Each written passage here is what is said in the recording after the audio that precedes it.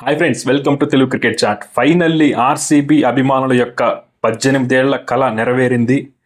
ఫైనల్గా ఐపీఎల్ 2025లో season number 18, jersey number 18 అన్నీ కూడా ఆర్సీబీకి అయితే కలిసి వచ్చాయి. నిజంగా ఈ మ్యాచ్ తర్వాత ఆర్సీబీ అభిమానులు మాత్రం నిజంగా చాలా చాలా హ్యాపీగా ఉంటారు. ఈ రోజును మాత్రం వాళ్ళు కొన్ని సంవత్సరాల పాటు గుర్తుపెట్టుకుంటారు. విరాట్ కోహ్లీ కళ్ళల్లో ఆ ఎమోషనల్ సీన్స్ అయితే మనం చూసాం. నిజంగా ఆ విరాట్ కోహ్లీ కళ్ళల్లో ఆ కన్నీళ్లు చూసాం. ఆ తర్వాత మ్యాచ్ గెలిచిన తర్వాత వాళ్ళ సెలబ్రేషన్స్ అన్నీ ఎంత బాగా జరిగాయంటే నిజంగా హార్ట్ టచింగ్ అనిపించింది సెలబ్రేషన్స్ అయితే ఇక్కడ మనం ఛానల్ పెట్టిన తర్వాత ఒకసారి చూస్తే ఇండియా ఛాంపియన్స్ ట్రోఫీ గెలిచింది. అలాగే ఆర్సీబీ టీం 18 ఏళ్ల తర్వాత ఐపీఎల్ ట్రోఫీ గెలిచింది. అంటే అదేదో మన వల్ల గెలిచిందని కాదు, కానీ కాకపోతే కొంచెం నేను కూడా ఈ సీజన్లో ఆర్సీబీ గెలవాలని కోరుకున్నా. ఎందుకంటే విరాట్ కోహ్లీ కోసం. ఎందుకంటే తను టీమిండియా కోసం ఏం చేశాడో ఎంత చేశాడో కొత్తగా చెప్పక్కర్లేదు. తను గెలవని ట్రోఫీ లేదు. వన్డే వరల్డ్ కప్ గెలిచాడు, T20 వరల్డ్ కప్ గెలిచాడు, 2 ఛాంపియన్స్ ట్రోఫీలు గెలిచాడు, అండర్-19 వరల్డ్ కప్ గెలిచాడు, అన్నీ గెలిచాడు. కానీ ఒక్క ఐపీఎల్ ట్రోఫీ మాత్రం గెలవలేకపోయాడు. ఐపీఎల్లో కూడా హైయెస్ట్ రన్ గెటర్ తనే, అత్యధిక సెంచరీలు చేసింది తనే, అత్యధిక 50+ స్కోర్స్ చేసింది తనే. కానీ అన్నీ ఉన్నా కానీ తన దగ్గర ఒక్క ఐపీఎల్ ట్రోఫీ మాత్రం లేదు. కానీ ఈ రోజుతో ఆ లోటు కూడా తీరిపోయింది. Virat Kohli finally 18 years of struggle తర్వాత తనైతే ఐపీఎల్ ట్రోఫీ గెలుచుకున్నాడు. నిజంగా చాలా చాలా హ్యాపీగా ఉంది. అంతేకాకుండా అసలు ఆర్సీబీ అయితే మనం సీజన్ స్టార్టింగ్లోనే చెప్పాం, వాళ్ళ టీం చాలా స్ట్రాంగ్గా ఉంది, కప్పు గెలిచే అవకాశాలు చాలా ఎక్కువగా ఉన్నాయి. వాళ్ళ క్వాలిఫైయర్ నాకౌట్ ప్రెషర్ని దాటుకుంటే ఖచ్చితంగా ఆర్సీబీ కప్పు గెలుస్తుందని చెప్పాను. అలాగే ఏ మాత్రం కూడా ప్రెషర్లోకి లోన్ అవ్వకుండా అద్భుతంగా ఆడారు. అసలు ఈరోజు మ్యాచ్లో ఏం జరిగిందో మనం ఒకసారి చూస్తే, ముందుగా అసలు పంజాబ్ కింగ్స్ అయితే టాస్ గెలిచి బౌలింగ్ తీసుకున్నారు. అప్పుడే చాలామంది అన్నారు టాస్ గెలిచిన టీంకి ఖచ్చితంగా అడ్వాంటేజ్ ఉంటుందని, చేజింగ్ చేసే టీంకి ఖచ్చితంగా అడ్వాంటేజ్ ఉంటుందని అన్నారు. కాకపోతే ఫైనల్ మ్యాచ్లో ఖచ్చితంగా ప్రెషర్ ఉంటుంది, ఆ స్కోర్ బోర్డ్ ప్రెషర్ ఫైనల్ మ్యాచ్లో ఉంటుంది. కాబట్టి పంజాబ్ కింగ్స్ అయితే ఇక్కడ తడబడ్డారు. ముందుగా బ్యాటింగ్ స్టార్ట్ చేసిన ఆర్సీబీ టీం అయితే ఫిల్ సాల్ట్ మరియు విరాట్ కోహ్లీ. ముఖ్యంగా ఫిల్ సాల్ట్ అయితే మంచి షాట్స్ కొట్టాడు, కాకపోతే తను 16 రన్స్ మాత్రమే చేసి అవుట్ అయ్యాడు. కానీ ఆ తర్వాత విరాట్ కోహ్లీ అయితే చాలా స్లోగా ఆడాడు. కాకపోతే మన ప్రివ్యూ వీడియోలోనే మాట్లాడుకున్నాం, విరాట్ కోహ్లీ ఒక 10 ఓవర్ల పాటు గ్రీజ్లో ఉండాలి, తను ఫాస్ట్గా ఆడినా స్లోగా ఆడినా పర్వాలేదని. అలాగే జరిగింది. విరాట్ కోహ్లీ అయితే ఆల్మోస్ట్ 14 ఓవర్ల పాటు గ్రీజ్లో ఉన్నాడు. ఫిల్ సాల్ట్ అయితే 16 రన్స్ చేశాడు. ఆ తర్వాత మయాంక్ అగర్వాల్ అయితే తను కూడా ఒక 24 రన్స్ చేశాడు 18 బాల్స్లో. ఆ తర్వాత రజత్ పతిదార్ అయితే తను కూడా ఒక మంచి ఇన్నింగ్స్ ఆడాడు. 16 బాల్స్లోనే ఒక 16 బాల్స్లో 26 అంతా కొట్టినట్టున్నాడు.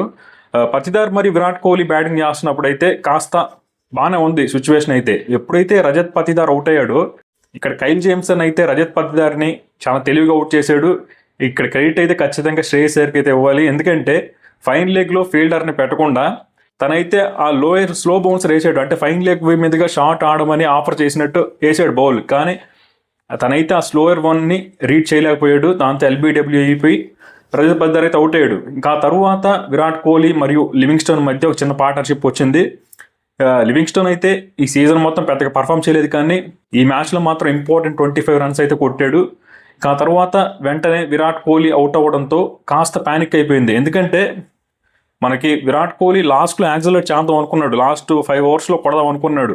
ఇప్పటి వరకు వాళ్ళు అనుకున్న ప్లాన్ అయితే కరెక్ట్గానే జరిగింది. విరాట్ కోహ్లీ ఒక 10 ఓవర్లు గ్రీజ్లో ఉండాలనుకున్నాడు, అలాగే ఉన్నాడు. కానీ లాస్ట్లో కొట్టాలనుకున్నాడు, కానీ కుదరలేదు.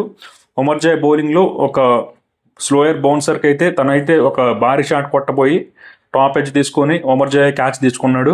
దాంతో విరాట్ కోహ్లీ అవుట్ అయ్యాడు. ఆ తర్వాత చిన్న ప్యానిక్ సిచ్యువేషన్ క్రియేట్ అయింది. కానీ ఆ వెంటనే జితేష్ శర్మ వచ్చి మొమెంటం మొత్తాన్ని అయితే మళ్ళీ ఆర్సీబీ టీం వైపు అయితే తీసుకొచ్చాడని చెప్పాలి. 10 బాల్స్లో 24 రన్స్ చేశాడు 240 స్ట్రైక్ రేట్తో. చాలా బాగా ఆడాడు జితేష్ శర్మ. ఆ ఇన్నింగ్సే డిఫరెంట్ క్రియేట్ చేసింది ఇటు పంజాబ్కి ఇటు ఆర్సీబీకి. అయితే ఆ తర్వాత వెంటనే జితేష్ శర్మ మరియు లివింగ్స్టోన్ ఇద్దరు వెంటనే అవుట్ అయిపోయారు. అప్పుడు మళ్ళీ ఆర్సీబీ కాస్త ట్రబుల్లో పడింది. కానీ ఆ తర్వాత మళ్ళీ రొమారియో షాపోడ్ వచ్చాడు, తను కూడా ఒక 6 కొట్టాడు, ఒక 4 కొట్టాడు. ఓకే, తను కూడా టచ్లో ఉన్నాడు, మంచి ఫినిషింగ్ వస్తుంది అనుకున్నారు. కానీ ఆర్సీబీకి తను కూడా రాంగ్ టైంలో అవుట్ అయ్యాడు. దాంతో ఆ తర్వాత భువనేశ్వర్ కుమార్ కానీ కృణాల్ పాండ్యా కానీ వాళ్ళు పెద్దగా ట్రై చేసిన పెద్ద ఉపయోగం లేకుండా పోయింది. దాంతో 190 పరుగులు మాత్రమే బోర్డు మీద పెట్టగలిగింది. అంటే ఈ పిచ్ మీద జనరల్గా 190 పరుగులు సరిపోదేమో అనుకున్నారు, ఒక 15 to 20 రన్స్ షాట్ ఉన్నారేమో అనిపించింది. కానీ పిచ్ అయితే బ్యాటింగ్ అంత అనుకూలంగా ఏం లేదు. బాల్ అయితే కాస్త ఆగి వస్తుంది. ఆ స్లోయర్ బాల్స్ అయితే ఖచ్చితంగా ఎఫెక్టివ్గా ఉన్నాయి ఈ పిచ్లో. పంజాబ్ బౌలర్స్ అయితే వాటిని బాగా ఉపయోగించుకున్నారు పిచ్ని. ఆ డెక్ని హిట్ చేసి ఆ స్లోయర్ వన్స్ అయితే బాగా పర్ఫెక్ట్గా ఎగ్జిక్యూట్ చేశారు. కైల్ జేమ్సన్ కానీ, అజ్మతుల్లా ఉమర్ జాయ్ కానీ, హర్షదీప్ సింగ్ అని అందరూ చాలా మంచి బౌలింగ్ చేశారు పంజాబ్ కింగ్స్ బౌలర్లు. అలాగే చాహల్ కూడా బాగానే బౌలింగ్ చేశాడు. అందరికంటే వైశాఖ్ విజయ్ కుమార్ అయితే చాలా తక్కువ ఎకానమీతో బౌలింగ్ చేశాడు. తను 4 ఓవర్స్లో కేవలం 30 రన్స్ మాత్రం ఇచ్చాడు. కాబట్టి పంజాబ్ బౌలర్స్ అయితే వాళ్ళు మంచి జాబ్ చేశారు ఈ పిచ్ మీద. కాకపోతే వాళ్ళ బ్యాటర్స్ అయితే తడబడ్డారు ఖచ్చితంగా అని చెప్పాలి. ఆ తర్వాత బ్యాటింగ్ స్టార్ట్ చేసిన పంజాబ్ కింగ్స్ టీంకి అయితే వాళ్ళ ఓపెనర్స్ ప్రభ్సిమ్రన్ సింగ్ కానీ, అలాగే ప్రియాంశార్య కానీ ఇద్దరు బాగానే స్టార్ట్ చేశారు. ఫస్ట్ 2 ఓవర్స్లో 23 రన్స్ ఏమో కొట్టారు. ఆ తర్వాత నెక్స్ట్ 2 ఓవర్స్లో మాత్రం ఆర్సీబీ బౌలర్స్ అయితే చాలా బాగా బౌలింగ్ చేశారు. ఆ తర్వాత 5th ఓవర్లో హేజల్వుడ్ బౌలింగ్లో ప్రియాంశార్యకి అయితే ఒక క్యాచ్ డ్రాప్ అయింది. రొమారియో షెఫర్డ్ అయితే క్యాచ్ని థర్డ్ మ్యాన్లో పట్టాల్సిన క్యాచ్ చేతిలోకి వచ్చింది, తనైతే వదిలేసాడు. కానీ ఆ తర్వాత ఆ ఓవర్లోనే తను కూడా మళ్ళీ అవుట్ అయిపోయాడు. ఫిల్ సాల్ట్ అయితే అద్భుతమైన క్యాచ్ అని చెప్పాలి. అది మాత్రం బౌండరీ లైన్ దగ్గర పట్టాడు. దాంతో ఫస్ట్ బ్రేక్ త్రూ అయితే ఆర్సీబీకి లభించింది. ఇంకా ఆ తర్వాత మనకి జాష్ ఇంగ్లీష్ మరియు ప్రభ్సిమ్రన్ సింగ్ అయితే చిన్న పార్ట్నర్షిప్ అయితే వచ్చింది. ప్రభ్సిమ్రన్ సింగ్ అయితే ఇన్నింగ్స్లో స్ట్రగుల్ అయ్యాడని చెప్పాలి. ఏంటో మరి తను ఆ ప్రెషర్ ఫీల్ అయ్యాడు, యంగ్స్టర్ కదా, ఒత్తిడికి లోన్ అయిపోయాడు అర్థం కాలేదు. కానీ ప్రభ్సిమ్రన్ సింగ్ మాత్రం తన న్యాచురల్ బ్యాటింగ్ అయితే చేయలేదు. కానీ అదర్ హ్యాండ్లో జాష్ ఇంగ్లీష్ మాత్రం చాలా బాగా బ్యాటింగ్ చేశారు.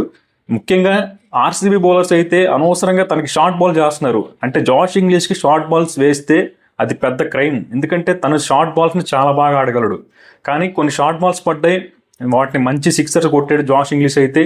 వాళ్ళిద్దరు బ్యాటింగ్ చేస్తున్నప్పుడు బాగానే ఉందనిపించింది. కానీ మరొకసారి కృణాల్ పాండ్యా వచ్చి ఆ ప్రభ్సిమ్రన్ సింగ్ని అవుట్ చేశాడు. ఆ వెంటనే శ్రేయస్ అయ్యర్ అవుట్ అవ్వడం, రొమారియో షెఫర్డ్ అక్కడ క్యాచ్ వదిలేశాడు. కానీ ఇక్కడ మాత్రం ఒక బిగ్ వికెట్ తీసుకున్నాడు.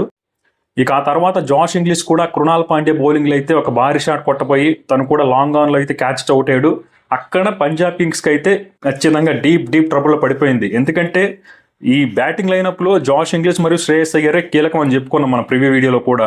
కాబట్టి ఆ ఇద్దరు మెయిన్ బ్యాటర్స్ అవుట్ అయిపోవడంతో ఆ తర్వాత నేహల్ వదేరా, శశాంక్ సింగ్ ఉన్నప్పటికీ ఇద్దరు యంగ్స్టర్స్ కూడా చాలా ప్రెషర్లో పడిపోయారు. వాళ్ళైతే అంత బ్యాటింగ్ ఫ్రీ ఫ్లోయింగ్ చేయలేకపోయారు. లాస్ట్లో శశాంక్ సింగ్ భారీ షాట్లు కొట్టినప్పటికీ వాళ్ళిద్దరి మధ్య పార్ట్నర్షిప్ అయితే చాలా స్లోగా వచ్చింది. ఆ తర్వాత నేహల్ వదేర్ అవుట్ అవ్వడం, ఇంకా ఆ తర్వాత మార్కస్ స్టోయినిస్ రావడం, తను కూడా ఫస్ట్ బాల్కి 6 కొట్టిన ఆ తర్వాత నెక్స్ట్ బాల్లోనే మనకి భువనేశ్వర్ కుమార్ అయితే ఒక అద్భుతమైన డెలివరీతో తను కూడా షార్ట్ థర్డ్ మ్యాన్లో క్యాచ్ అవుట్ అయిపోయాడు. దాంతో అప్పుడే ఇంకా అర్థమైపోయింది పంజాబ్ కింగ్స్ ఓటమి అనేది ఖరారు అయిపోయింది. ఇంకా లాస్ట్లో శశాంక్ సింగ్ అయితే కొన్ని 6లు కొట్టాడు. దాంతో ఆ మార్జిన్ అయితే కాస్త తగ్గింది. కానీ మార్జిన్ తగ్గినా పెరిగిన పెద్ద ఉపయోగం లేదుగా. ఫైనల్లో గెలుపు ముఖ్యం ఫైనల్లో. దాంతో ఓవరాల్గా 6 పరుగుల తేడాతో ఆర్సీబీ టీం అయితే విజయం సాధించింది.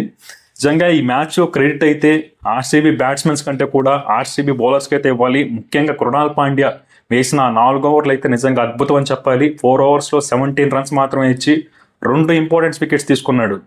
నిజంగా కృణాల్ పాండ్యా అయితే నిజంగా క్లచ్ ప్లేయర్ అంటాం కదా. పాండ్యా బ్రదర్స్ ఇద్దరు కూడా అలాంటి ప్లేయర్సే. కృణాల్ పాండ్యా మాత్రం అద్భుతం చేశాడు ఈ మ్యాచ్లో.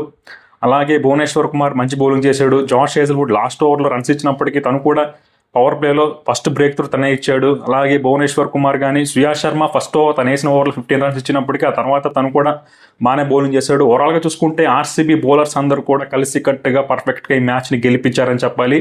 ఆర్సీబీ బ్యాటర్స్ కూడా విరాట్ కోహ్లీ ఒక ఎండ్లో 14 ఓవర్ల పాటు ఇన్నింగ్స్ని తను యాంకర్ చేశాడు. ఎందుకంటే ఒకవేళ విరాట్ కోహ్లీ త్వరగా అవుట్ అయి ఉంటే ఇనిషియల్గా ఆ తర్వాత నెక్స్ట్ వచ్చే ప్లేయర్స్ మీద ప్రెషర్ ఉండేది, వాళ్ళు కాస్త ప్యానిక్ సిచ్యువేషన్ అనేది క్రియేట్ అయ్యేది. కానీ అలా జరగలేదు కాబట్టి 15 ఓవర్ల పాటు తన గ్రీజ్లో ఉన్నాడు. కాబట్టి ఆ తర్వాత లాస్ట్లో కాస్త అటాక్ చేయగలిగారు బౌలర్స్.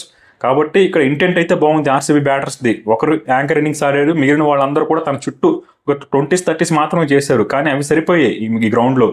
కాబట్టి ఫైనల్గా 18 ఏళ్ల తర్వాత ఆర్సీబీ టీం అయితే ట్రోఫీ గెలిచింది.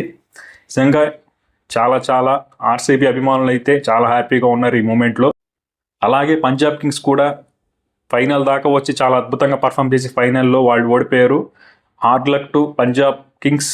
కానీ చూడాలి మరి నెక్స్ట్ సీజన్లో పంజాబ్ కింగ్స్ ఏమన్నా ట్రోఫీ గెలుస్తారేమో. అంటే ఈ సీజన్లో ఒక కొత్త ఛాంపియన్ అయితే వచ్చారు. అలాగే నెక్స్ట్ సీజన్లో ఏమన్నా ఒక కొత్త ఛాంపియన్గా వస్తారేమో చూడాలి. ఆర్సీబీ ఫ్యాన్స్కి అయితే మాత్రం ఈరోజు అయితే ఎప్పటికీ మర్చిపోరు.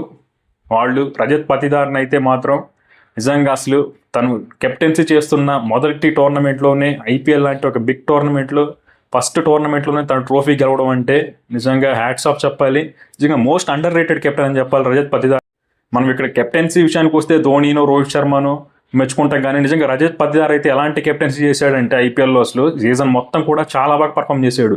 చాలా మ్యాచ్ల్లో ఆర్సీబీ ఓడిపోతుందేమో అనుకున్న మ్యాచ్ల్లో కూడా తన కెప్టెన్సీతో మంచి బౌలింగ్ చేంజెస్తో చాలా బాగా లీడ్ చేసాడు ఆర్సీబీ టీంని. అయితే ఖచ్చితంగా క్రెడిట్ అయితే రజత్ పతిదార్కి అయితే ఇవ్వాలి. అలాగే విరాట్ కోహ్లీ తన 18 ఏళ్ల నిరీక్షణకి ఈ టీం కోసం తను ఏం చేశాడో తను చెప్పాడు. తన మాటల్లోనే తన యూత్ని, తన ప్రైమ్ని, తన ఎక్స్పీరియన్స్ మొత్తాన్ని ఈ టీం కోసమే దారపోసాను అని చెప్పాడు. కాబట్టి ఈ ట్రోఫీ అయితే ఆర్సీబీ ఫ్యాన్స్కి అయితే డెడికేట్ చేయడం జరిగింది విరాట్ కోహ్లీ కూడా. కాబట్టి చూడాలి ఇంకా సెలబ్రేషన్స్ ఎలా ఉండబోతున్నాయి బెంగళూరులో.